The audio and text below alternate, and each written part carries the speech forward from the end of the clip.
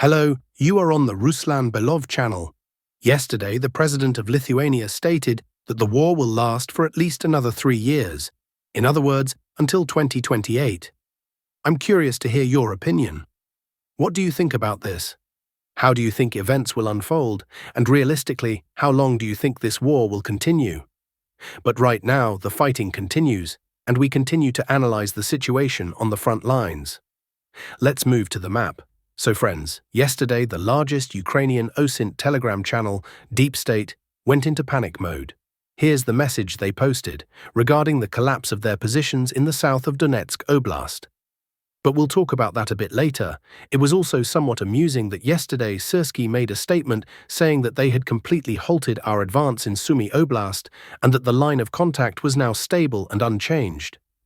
And on the very same day, our guys advanced quite well in Sumy Oblast. Take a look. Our assault units managed to push forward by more than 1.5 kilometers. To be precise, 1,600 meters.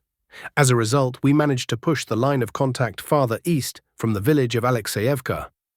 From the south as well, we gained about 350 meters. So now the village is fairly well protected from counterattacks. What the Ukrainian forces did with Andreevka won't work here with Alexeyevka. The front line was too close. It literally ran along the edge of the village. That's why, despite heavy losses, they managed to retake it. But here, the distance from the front line is at least a kilometer all around, and from the east, it's a full 1.5 kilometers. And that's under our firm control. Add the grey zone to that, and the total buffer is even larger. This creates a fairly well-defended perimeter against counterattacks. As for Sumy Oblast, that's about it. The Ukrainian forces didn't achieve success anywhere else, though they did try to counterattack. I also recently told you about a very unsuccessful Ukrainian attack on Russia's Kursk region near the village of Novy Put. Well, they tried another attack, this time not on motorcycles, but using infantry fighting vehicles. 3 IFVs were involved, and what do you think the result was?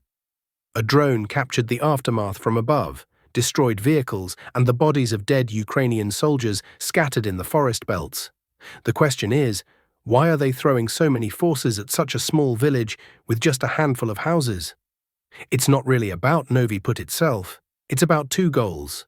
First, to seize positions beyond the railway. Second, to use Novy Put as a foothold to break through toward Pokrovsk. And that's where things get much harder for us. That's why they're committing so many resources to this area.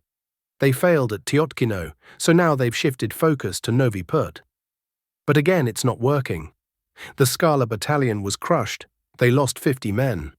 Back to Sumy Oblast, Sursky said yesterday that he stopped our advance, and we responded by advancing 3 square kilometers in a day. With Sumy covered, let's move on, straight to the Constantinovka direction. There were 2 areas of advance here, though only one was shown on American maps. But we'll still talk about both, starting with the one that was omitted. This is the area around Bolshaya Delevka, also known as Verkhnaya Delevka. What happened here? The village fully came under our control. The situation now looks like this. The entire settlement is firmly and fully under our control. The Russian army advanced by almost 1.5 kilometers through the residential area. A significant achievement, given this isn't open fields, but urban terrain, which is much harder to fight through. With Delevka taken, there's now a good opportunity to push toward Belaya Gora. The distance is just about 1.5 kilometers along the main road to the center of Belaya Gora and around 1 kilometer to the extended part of the village. After that comes the settlement of Alexandra Shultina, the direct approach to Constantinovka. We also need to clear out some remaining pockets and straighten the front line. We also made some small gains along the road leading to Nelepovka, improving our position by 150 meters. But progress here is difficult, even though it seems like we're going downhill. The problem is that the heights to the west are held by Ukrainian forces, who constantly deliver fire strikes, slowing our advance. Russian forces also made good progress on the other flank of the Konstantinovka front. Just take a look, we significantly improved our position north of Yablonovka, or more precisely, between Yablonovka and Rusin Yar. The advance was 1.7 kilometers, and over 4 square kilometers came under our control. Thanks to that, we're now closer not only to Rusin Yar, but also to Stepanovka, a village near the outskirts of Constantinovka. It's about 2.5 kilometers from our current position, maybe even slightly less.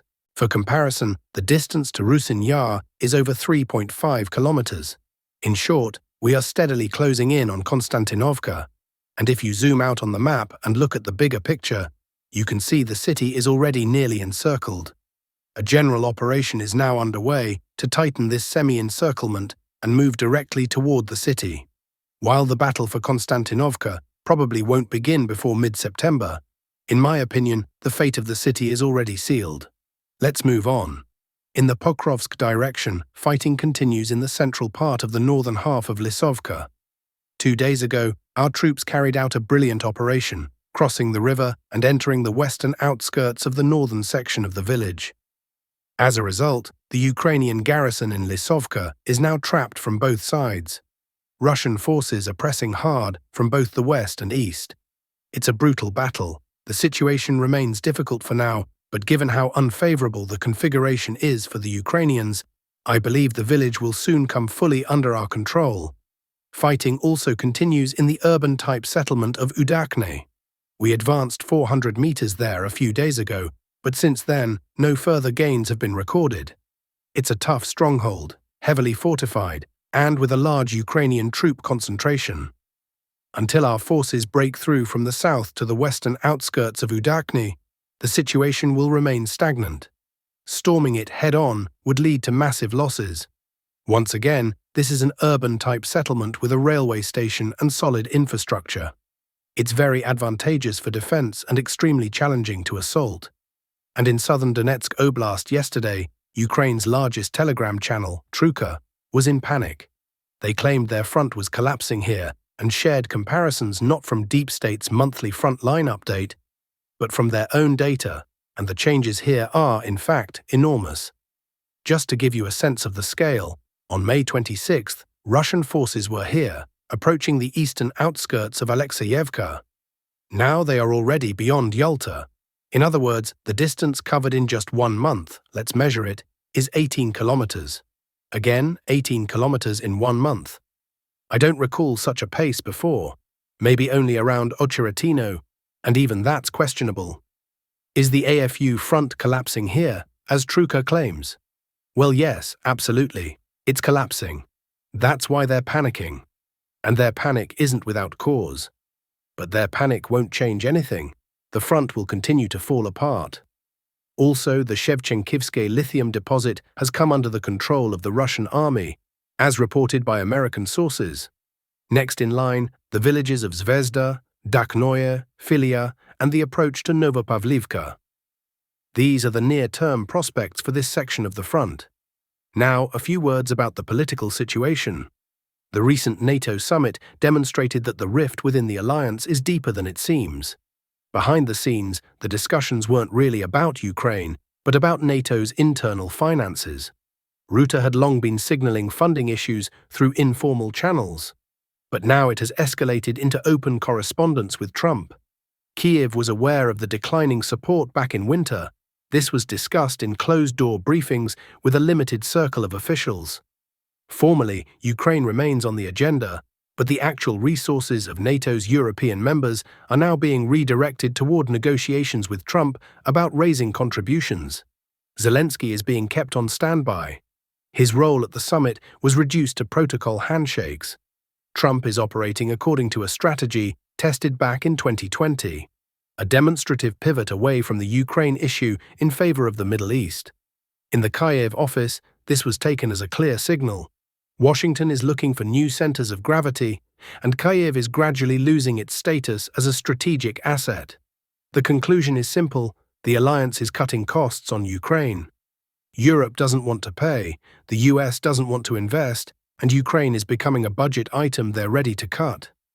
The Israel-Iran conflict, Russia benefits, the gas factor, writes Yuri Podolyaka. We've said many times that Russia gains from the current escalation in the Middle East.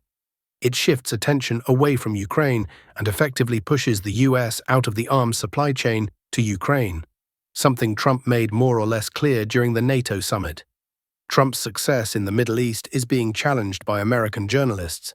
The media continues to demand proof from the White House and its administration that Iran's nuclear sites were truly destroyed.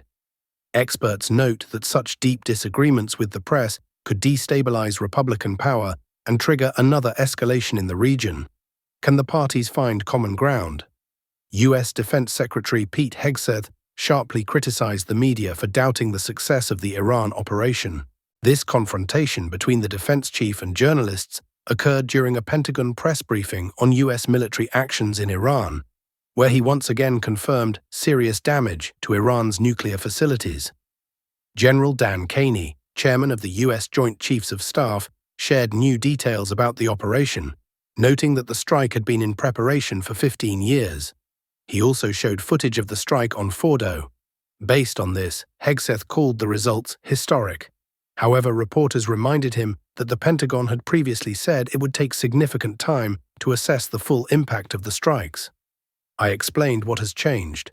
There were many reckless reports based on preliminary leaks with low confidence levels, Hegseth clarified. Let's recall that this new media standoff between the Trump administration and American outlets began after the U.S. strikes on Iran's nuclear facilities. At the time, the president wrote on Truth Social, accusing CNN and the New York Times of trying to discredit the U.S. military's actions. Fake news united in an attempt to downplay one of the most successful strikes in history, he posted. Specifically, Trump called on CNN to fire like a dog journalist Natasha Bertrand, who covers national security issues. According to the U.S. president, she is trying to smear patriotic pilots who did an outstanding job and hit the exact target, total destruction. The basis for this dispute was a U.S. intelligence assessment published in the media following the 12-day war in the Middle East. The report stated that Iran's nuclear program had been set back by several months but not destroyed, according to the Washington Post. Against this backdrop, Trump called the position of U.S. Director of National Intelligence Tulsi Gabbard wrong. Interestingly, as the U.S. media debate unfolds, Iran's Supreme Leader Ayatollah Ali Khamenei stated that the nuclear infrastructure at Fordow suffered only minor damage from the American strikes. Since there's no objective data except for satellite images of the surface, everything now hinges on belief. Whether U.S. bombs really penetrated the rock covering the underground facility, and whether Iran managed to evacuate the most valuable materials, commented military expert Boris Rozhin. So far, both sides are claiming the exact opposite, he added wryly. Meanwhile, the authors of the defense-focused Telegram channel Military Chronicle point out that for the U.S., it's now crucial to convince other players of their success. And this is where the ability to document, distribute, and prove results comes into play. By abandoning that approach, the U.S. essentially handed the initiative to its adversaries, who will eagerly exploit any gaps in the evidence base to undermine American power. In their opinion, the U.S. has chosen a strategy of maximum pressure and censorship of dissent. That can work with secondary objectives, but when the reputation of the entire U.S. strategic deterrence architecture is at stake, including its core bombing capabilities, the stakes become much higher, the experts add. Then it's no longer about Fordow, but about whether the U.S. is capable of waging high-intensity war against a peer adversary. And to defend their credibility, we'll soon be seeing the flashiest presentation slides rolled out, they conclude. Also noteworthy is that U.S. media is now actively publishing information from the American intelligence community. Among them are many individuals who view Trump's policies as undesirable for the country, said political analyst Malik Dudakov. This has created a convergence of interests between the media and the intelligence community, especially since there are many unclear aspects of the U.S. strikes on Iran. The incident is open to wide interpretation, and Trump's opponents are exploiting that to the fullest, the expert continues. In response, the president will have no choice but to launch a major campaign against the sources of these leaks. Very soon, his administration will initiate mass investigations into specific media outlets and intelligence departments that were most involved. But even with that, the situation looks quite dangerous for Trump. Sooner or later, Washington, Tel Aviv, and Tehran will have to begin negotiations to establish a new status quo in the Middle East, the expert concludes. Thank you for watching and staying with us. If you found this analysis useful, please support the channel. We'll see you again very soon in the next update. Take care and see you next time.